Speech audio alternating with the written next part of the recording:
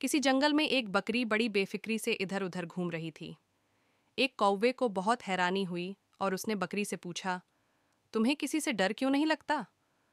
बकरी ने कहा, भाई, मेरी बेफिक्री का غلط कारण हो गया यह है तफातुर। कि कुछ समय पहले एक शेरनी अपने दो छोटे बच्चों को छोड़कर मर गई थी। मैंने उन पर दया करके अपने दूध से उन्हें पाला और बड़ा किया। अब वे जवान हो गए हैं और उन्होंने जंगल में ऐलान कर रखा है कि हमारी बकरी माँ की ओर कोई बुरी नज़र से न देखे। इसलिए अब किसी बड़े खूंखार जानवर की भी यह हिम्मत नहीं कि मुझ पर हमला करे। छोटे मोटे जानवर की तो बात ही क्या, कौवे ने सोचा।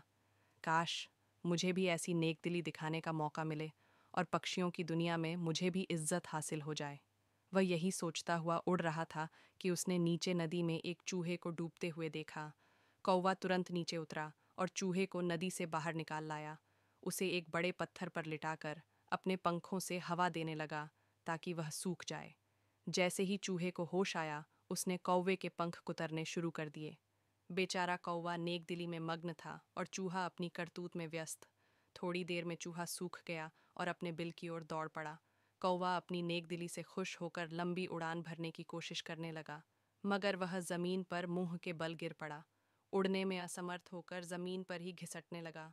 संयोग से बकरी वहां से गुजर रही थी। उसने पूछा, भाई कौवे, तुम्हारे साथ क्या हुआ? गुस्से से कौवा बोला, यह सब तुम्हारा किया धरा है। तुम्हारी बातों से प्रभावित होकर मैंने नेकदिली में एक चूहे की जान बचाई, मगर उसने मेरे पंख कुतर दिए और भाग गया।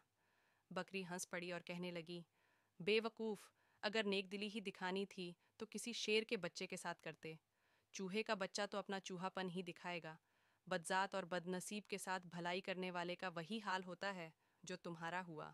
कौवों के बच्चे मोती चुगने से हंस नहीं बन जाते, और खारे पानी के कुएं में मिठास डालने के बाद भी पानी खारा ही रहता है।